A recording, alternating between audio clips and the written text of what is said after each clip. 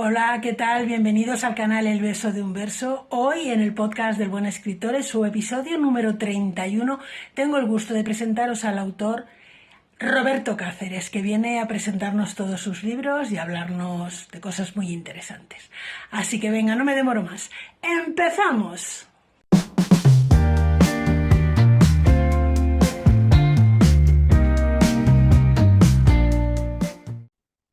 Hola, ¿qué tal? Bienvenidos al podcast del Buen Escritor. Hoy tengo el placer de presentaros a Roberto Cáceres. Es un autor que nació en Madrid y que hoy viene a hablarnos de sus libros. Hola, Roberto, ¿qué tal? ¿Cómo estás? Hola, ¿qué tal? Encantada de conocerte. Me gustaría que empezásemos hablando un poquito de ti, lo que nos quieras contar de ti, de tu vida y cómo empezaste a escribir. Vale, pues mi vida, bueno, te voy a contar un poco mi vida relacionada con la literatura porque como hago un montón de cosas diferentes, para no irnos por las ramas. Vale. Nada, escribo más o menos desde siempre. De pequeñito ya me gustaba escribir. Escribía pues cuentos y pues cositas así desorganizadas y nada, desde muy joven escribí la primera novela con 18 años y la publiqué bastante después, en 2005, porque ya tengo un 47, o sea que fue, ya Fíjate. llevo unos años escribiendo. Y nada, ahora el último libro que he escrito es de poesía, pero estoy escribiendo también guiones, escribo un poco de todo, depende de qué quiero expresar o qué necesito contar, pues he trabajado todos los géneros prácticamente. Y nada, también he estudiado filología, porque quería también tener la experiencia un poco de la universidad y también un poco conocer la literatura desde el punto de vista del estudio y no solo de lo que es la literatura creativa. Y empecé pues eso por puro placer, ¿no? Por conocer, porque empecé la universidad un poquito mayor, pero al final acabé doctorándome y nada, hice un doctorado en teoría de la literatura y también escribo teoría aparte. Qué bonito. Bueno, para empezar te voy a decir que aparentas mucha menos edad de la que dices tener. ¿Qué te inspira a la hora de escribir, Roberto? Pues depende de todo. Ahora concretamente, como tengo en la cabeza la poesía, porque lo último que he publicado es un libro de poesía, normalmente en la poesía me inspiro bastante en mi vida y pues en las cosas que me pasan y cómo me relaciono con ellas. Y intento utilizar la poesía, de hecho, no he publicado mucha poesía porque he escrito siempre la poesía como un poco hacia mí, más como una herramienta de autoconocimiento, una herramienta de explicarme a mí mismo a nivel no de conocimiento, sino de sentirme un poquito. Y en ese caso, pues me inspiro pues, en las cosas que me emocionan, las que me hacen, las que me producen felicidad o las que me producen dolor, en lo que me causa un impacto emocional.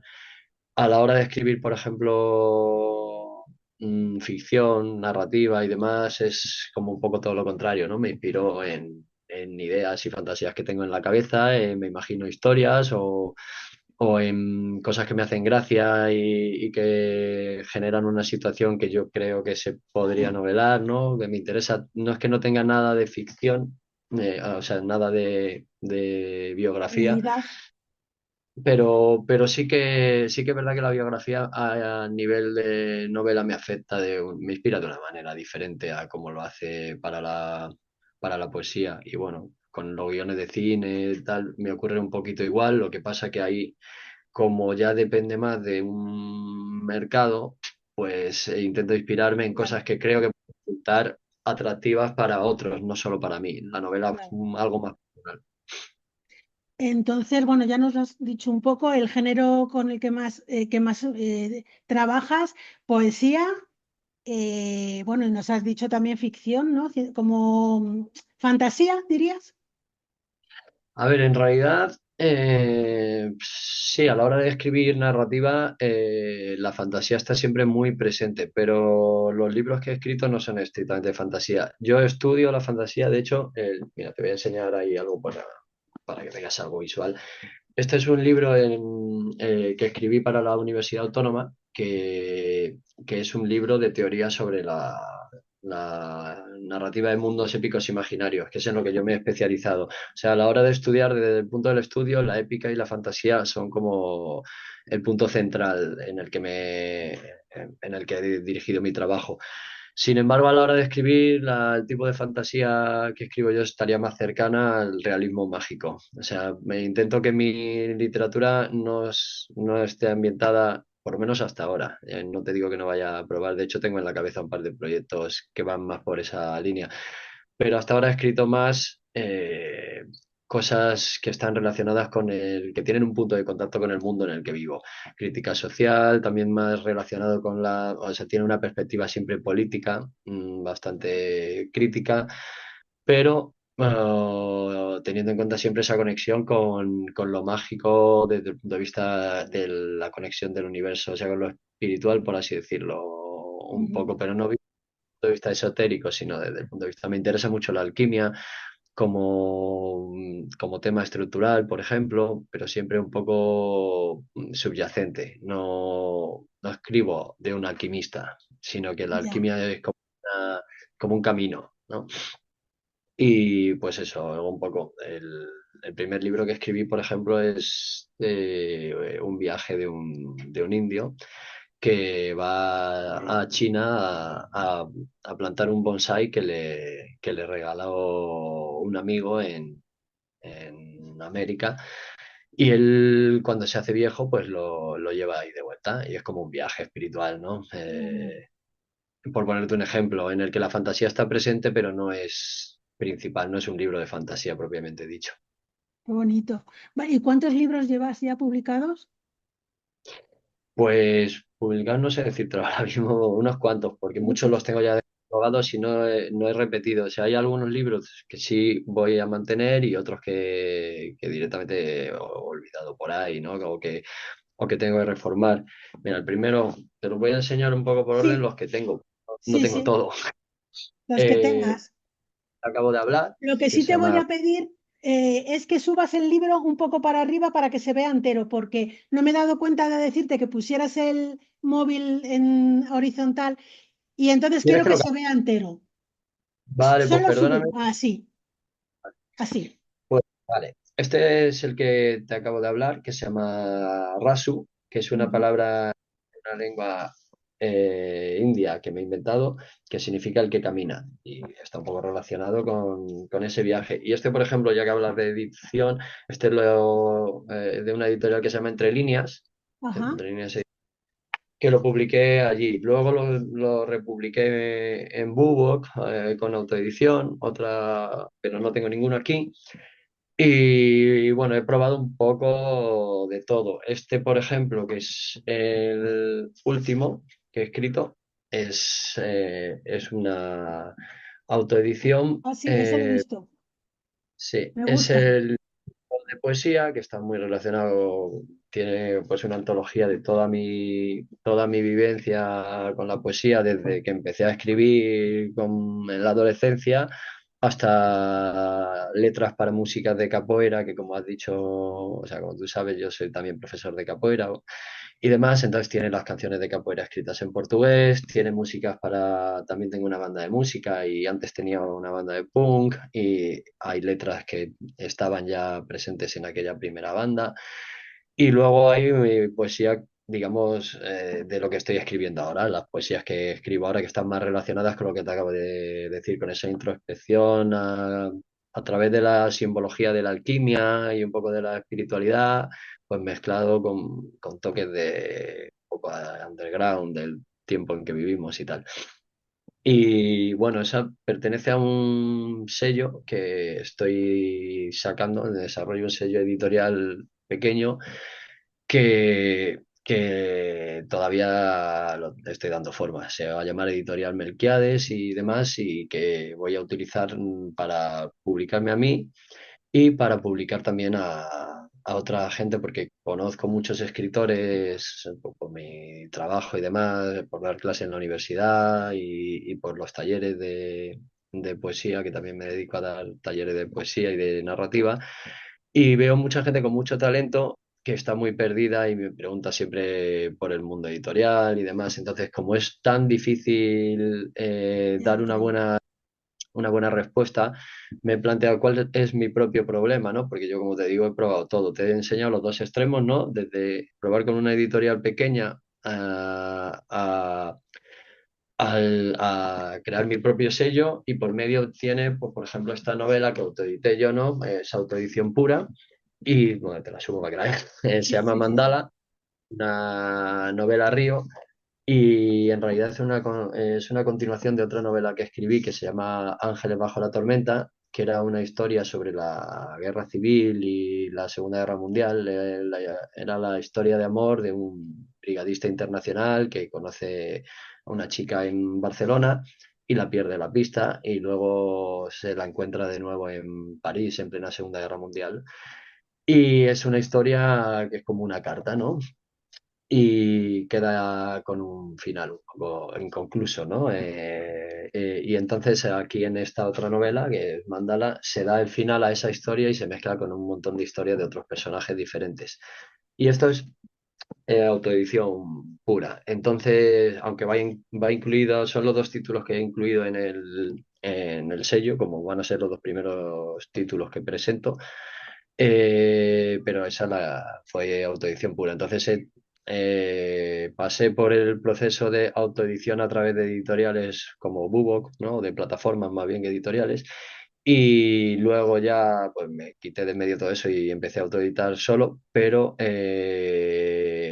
mi última iniciativa es intentar hacer un sello formal para que no se trate solo de una autoedición, sino que el trabajo sea un poco exigente, porque en mi caso no es el problema, digamos, por autoridad y porque he editado cosas con editoriales, por ejemplo, el que te enseñaba antes, le edité con la editorial de la Autónoma, es decir, tiene un reconocimiento, tiene lo que se llama juicio por pares, ¿no? Que hay unos expertos que evalúan la calidad del trabajo a nivel académico en este caso, pero sin embargo los escritores noveles, aunque sean muy buenos, la autoedición siempre va a estar un poco denostada por el hecho de que no hay nadie que juzgue si eso es bueno o malo, ¿no? El Efectivamente. prestigio y la intención de hacer un sello editorial es dar la oportunidad de que haya un criterio de selección y de desarrollo del trabajo, ¿no? Un asesoramiento.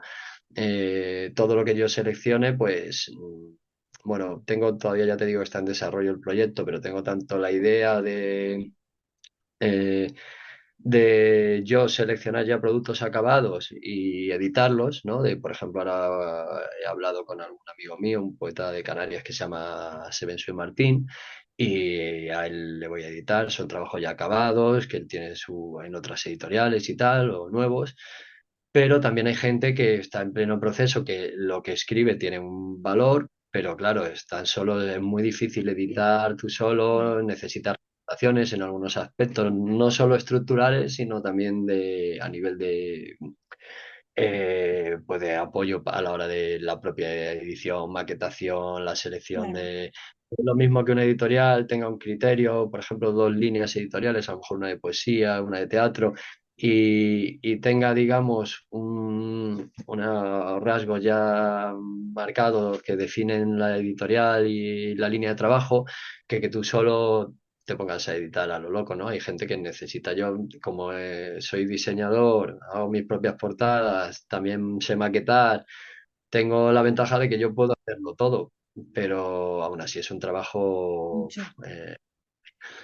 Y por ejemplo, a editar he aprendido editando. Este es un libro también de teoría, pero no es solo Ujú. mío. Yo tengo un artículo y el prólogo, pero es de una editorial también pequeña que se llama Aluvión, que creo que ya no existe.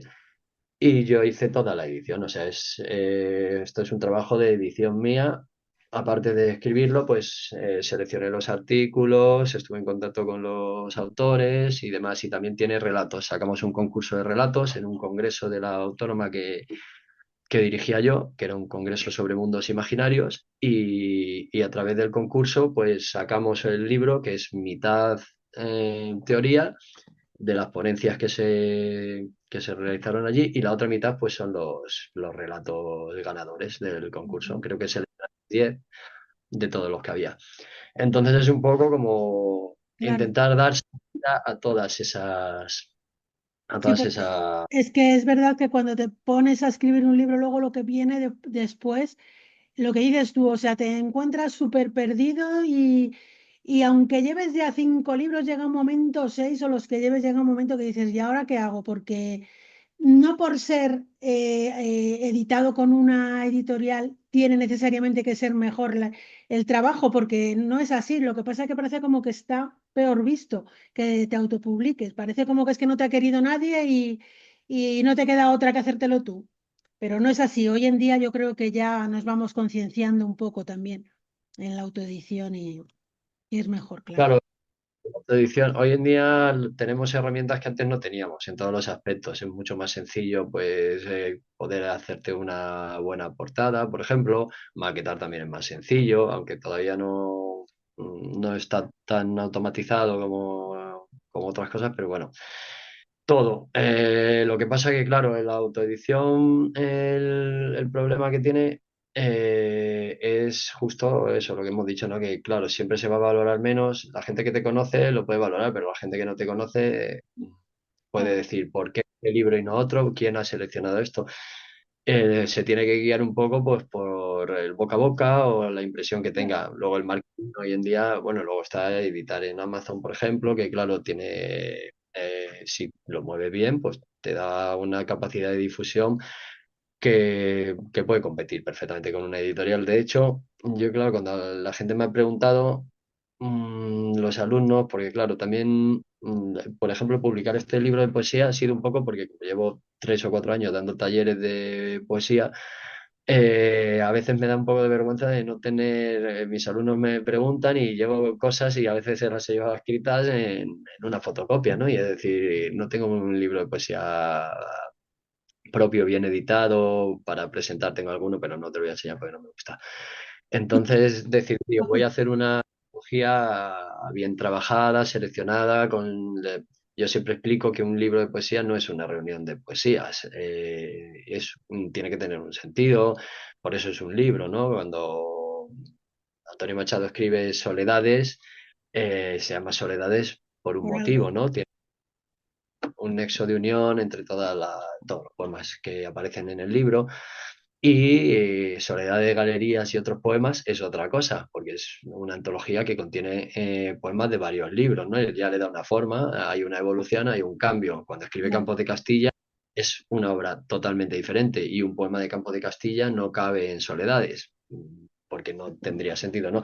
Pues entonces era un poco el eso, dar forma a mi trayectoria poética y darle un sentido. Todo eso, claro, a lo mejor un escritor novel puede escribir perfectamente, pero sin el apoyo de un editor, a veces denostamos el trabajo de un editor. Un editor, si tú valoras una editorial pequeña por el hecho de que te va a dar una difusión que tú no tienes, te estás equivocando, porque esa es una de las partes del trabajo de un editor, pero un editor no es un difusor o un vendedor. De hecho, la mayoría de las editoriales trabajan luego con sellos más grandes que son los que distribuyen, ¿no? Y los que claro. hacen la publicidad de la propia editorial siempre.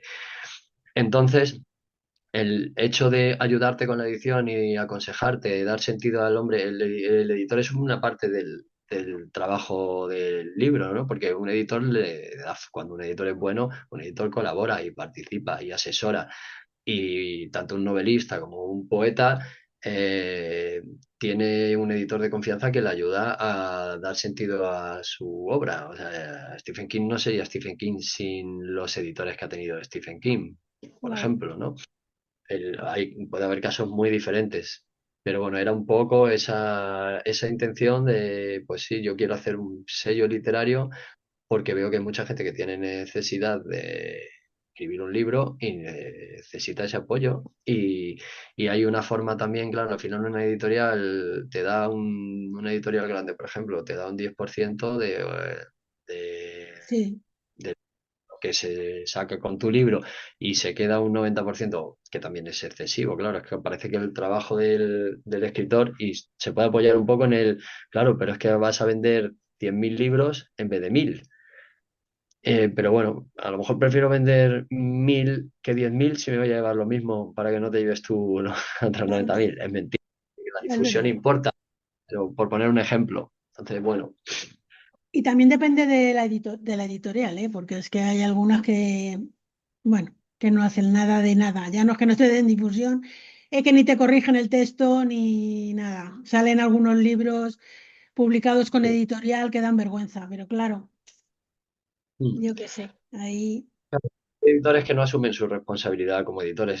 Si lo ves como un negocio, que no tiene nada malo que sea un negocio, porque para mí también puede ser un negocio, pero a mí me parece más interesante ayudarte a sacar un libro de una calidad que merezca de verdad la pena ser mostrado tanto para ti como autora como para mí como editor y que de verdad cuando a lo mejor se venden más difícilmente los primeros 500 libros, pero cuando se vendan esos 500 libros a lo mejor se venden fácil 500.000 porque el trabajo lo merece. claro, Sacar cosas para vender aprovechándose un poco de las ganas de que tiene el propio autor y eso, tener 100.000 autores, que cada uno venda los 50 libros que compra su familia, pues es un poco pues sí, profesional y es una pena, pero hay editoriales que se mantienen de eso, así que es una lástima.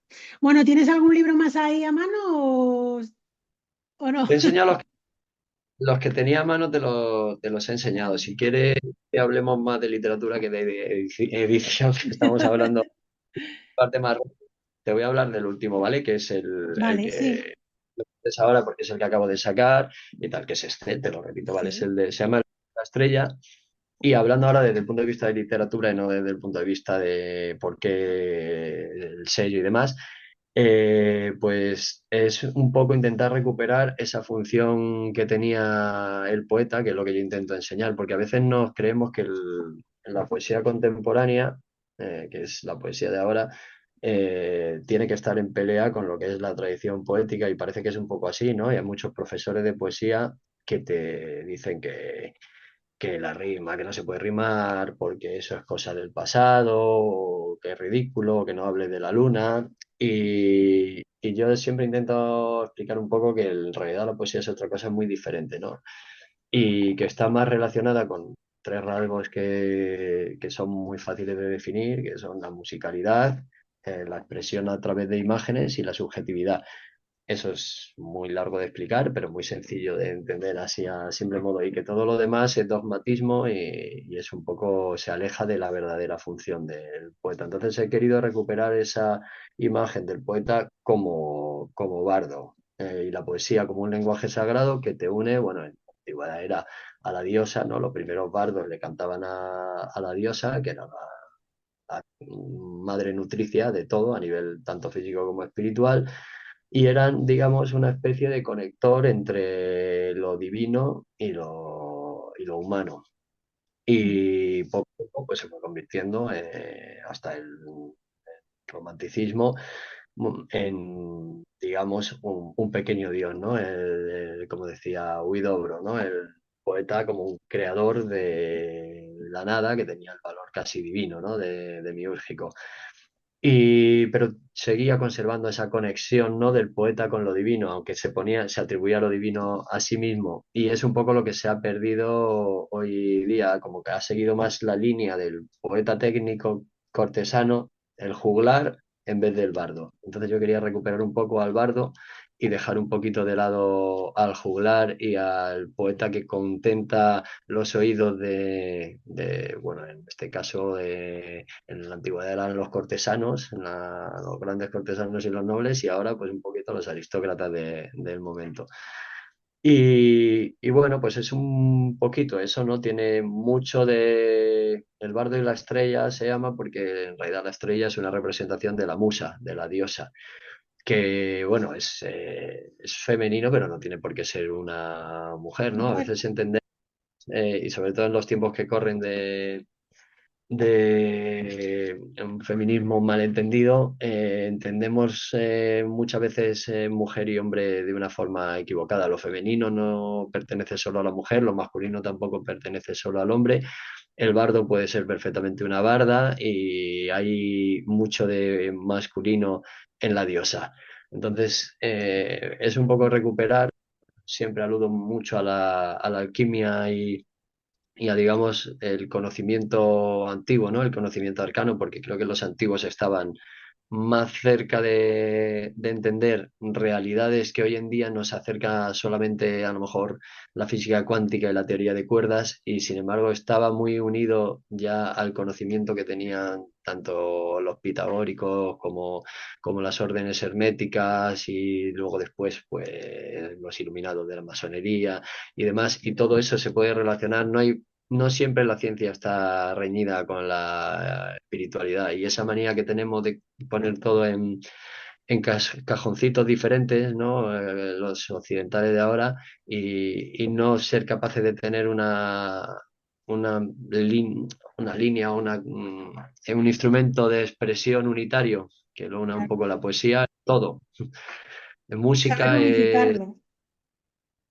sí, un poco sí, unificar, digamos, el sentido, darle el valor que tenía la voz del poeta como una voz de unión, siempre desde la subjetividad, ¿no? Desde el yo, de unión con una realidad mayor Ujú. que nos une a todos y que está además muy relacionado con todo Claro. lo que es la acción, la música, el sonido, y eso está ahí en la palabra, ¿no? En la palabra creadora.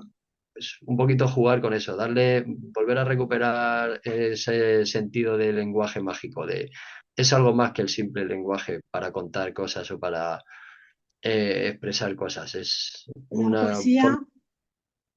la poesía, como digo yo, es sentimiento. Entonces, todo eso que has dicho, la musicalidad, es que todo va unido, o sea, todo va en la palabra. Y a mí es que como soy muy pro poesía, pues me encanta todo lo que estás diciendo. Bueno, ¿y dónde se pueden comprar tus libros, Roberto? Pues los libros, ahora mismo en Madrid, claro, si eres de Madrid, lo puedes comprar donde hice la presentación, que es una cafetería, librería que se llama Big Tree Books, el árbol grande de los libros, Ujú. que está en la calle Dos Hermanas, número 16, me parece. Y es un sitio súper acogedor y recomendable. Y allí he dejado unos cuantos, porque siempre es más fácil, si lo quieres comprar físicamente, ir a una librería. Luego, si no, se me puede pedir a mí directamente, porque como aún no tengo un espacio, vamos, no tengo un almacén y demás, lo tengo todo en casa, pero vamos, que tampoco te creas que somos unos productores ahí tremendos de libros. De momento solo tengo dos, o sea, sacados con el sello, los distribuyo yo mismo y así sale más económico. Y después, por supuesto, para la gente de fuera, de momento no tengo otro medio que Amazon. Entonces en Amazon creo que ahora mismo solo está Mandala, que es el que te he dicho, la novela esta. Sí, Eh, y luego El Bardo y la Estrella, te lo vuelvo a poner. sí. que está de momento solo en ebook, allí en Amazon, pero Ajá. estará también en físico, porque como de momento tampoco estoy vendiéndolo fuera, pues prefiero venderlos, como toda la demanda que tengo es de Madrid, pues prefiero venderlos personalmente. Y la gente de fuera que me lo ha pedido en España, se lo puedo enviar yo sin problema. Ya en Amazon sale un poco más caro y nos retribuye menos a nosotros. Pero bueno, Sí, que ahí está. Por ejemplo, cuando se venda en América, pues no hay otro medio, porque para nosotros enviar libros fuera siempre es muy dificultoso. ya, muy Y caro. nada, de canales son esos. A través de cualquiera de mis redes se me puede Vale. pedir. Como no me va a avasallar, no, no creo que Bueno, me llegue. nunca se sabe, Para- no digas eso. Lo pondré tus redes sociales en el pie del vídeo para que, bueno, para que te sigan y porque además es muy interesante tu Instagram, por ejemplo, he visto videopoemas. ¿Los haces tú también? Sí, sí, ¿Recitas sí, tú? todo. Claro, yo también, como estoy bastante relacionado con el mundo del cine, ahora estoy con un proyecto, estamos sacando bueno, estamos en pleno desarrollo de una serie de fantasía muy potente y he trabajado bastante con edición de vídeo y bueno, todo. Soy diseñador gráfico, aunque ahora no ejerzo más que para mí, porque me cansa mucho y me hace perder mucho tiempo y no lo disfruto. Y entonces, pues ahora gracias a la inteligencia artificial tengo la ventaja de que todo lo que pasa por mi cabeza y que antes tardaba en desarrollar semanas, pues ahora puedo hacerlo en días. Entonces, Claro. si saca dentro del canal de YouTube, que es prácticamente nuevo, está virgen, así que si la gente se suscribe me hace un gran favor, porque la única forma de difusión, YouTube valora lo que se ve, o sea que te potencia Claro. entre más información hay.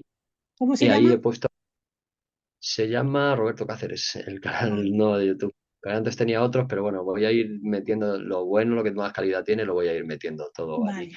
Y la lista de reproducción se llama El Bardo y la Estrella y allí tiene los videopoemas, que es una idea que he tenido también para que la poesía esté un poco más conectada con el mundo de hoy, porque lo más triste es que me he dado cuenta que la poesía, a diferencia de la narrativa, solo la leen los poetas, prácticamente. Entonces, cuando vamos a un micro abierto y tal, somos poetas leyéndonos unos a otros, ¿no? Ya, Y, claro, sentando nuestro ego y nuestra unión con la diosa, pero la poesía debe llegar y quitando la música, yo siempre me he conectado en poesía con el mundo de hoy porque tengo la suerte que soy músico y toco el bajo en una banda y entonces mis poesías se pueden convertir en letras de canciones y claro, los poetas de hoy, ¿quién son? Joaquín Sabina, Manolo García, es la forma de llegar, ¿no? Entonces sí, he querido, sin llegar a ir a la música directamente, buscar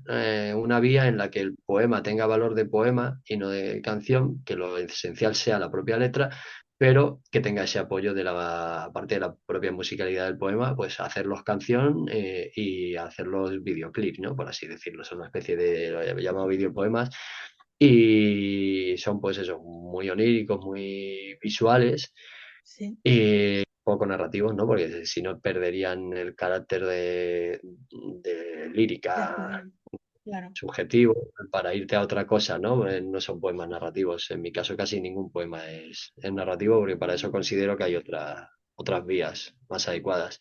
Yo Y ahí están, tengo los he intenciones visto hacer... y no, que los he visto, que he visto algunos de los que tienes y me han parecido muy interesantes. Y claro, a mí me parece eso dificilísimo. A lo mejor tú tardas días, pero yo no sé, tardaría años en hacer algo así. Pero me parece muy chulo. Cada vez se va a tardar menos. A ver, es una pelea. Lo de la inteligencia artificial, Bueno, mucha gente está en contra totalmente, pero al final siempre todo tiene un lado bueno y un lado malo. Y yo creo que es una herramienta que igual que es cierto que va a dejar sin trabajo a mucha gente, como ha ya, pasado con herramientas, ¿no? Eso es inevitable. Y siempre se va a valorar a la gente que hace bien su trabajo. Por ejemplo, en el momento que aunque la inteligencia artificial pueda componer una música, siempre un buen compositor siempre va a tener trabajo. A quien va a quitar va a ser a los mediocres, siempre porque son los que no van a tener posibilidad. Y a la vez claro, nos da una ventaja porque democratiza mucho la creatividad por ejemplo, yo voy a poder, como creador, si yo hago, imagínate una serie de fantasía que requiere efectos especiales y tal, o un videojuego, ¿no? Además que creas un videojuego, eh, hasta hace poco, o todavía, necesitamos una gran productora detrás que nos permita el desarrollar todas nuestras ideas. Si no tenemos dinero, no podemos hacerla porque no podemos pagar actores, no podemos claro, pagar técnicos. Sin embargo, dentro de poco se podrá hacer tú mismo, podrás llevar lo que tú tienes en tu cabeza, lo vas a poder sacar y lo vas a poder desarrollar prácticamente solo y en mucho menos tiempo y con una calidad extrema. Con lo cual, eso no va a quitar trabajo al que siga trabajando manualmente, por así decirlo, porque lo manual siempre se valora. La fotografía no ha quitado trabajo a los claro. pintores publicistas, pero ha cambiado la forma de ver. el arte, pues con esto ocurrirá lo mismo. Esto va a dar desventaja a ciertas profesiones y ventajas a otras. Los creadores, por ejemplo, podremos hacer que nuestras novelas sean una película, si así lo queremos, con mucha más... No digo que vaya a ser un regalo, que se vaya a hacer la película sola, pero va a ser mucho más fácil que Claro, no dependiente de lo que lo era antes. claro. Bueno, voy a tener que despedirme ya de ti porque Zoom me limita demasiado el tiempo. Me estaría hablando contigo toda la tarde porque me encanta lo que cuentas y cómo lo cuentas. Y bueno, si hay alguna cosa, me parece que quedan 2 minutos. Si hay algo que no te haya preguntado que quieras resumir. No, yo creo que ya me he enrollado mucho, ya tendremos oportunidad de hablar más. Sí, sí, sí. Cuando saques más libros, yo desde luego estoy aquí, cuenta conmigo. Te deseo muchos éxitos, me ha encantado escucharte y me parece súper interesante tu vida en general, ¿eh? Porque eres un artista en muchas facetas, me parece fenomenal. Y lo he dicho, que tengas muchos éxitos, que te vaya súper bien. Te mando un beso, que te cuides mucho y nos vamos viendo por aquí y ojalá vendas mucho, de verdad que sí, no digas que no. Hasta luego, chao.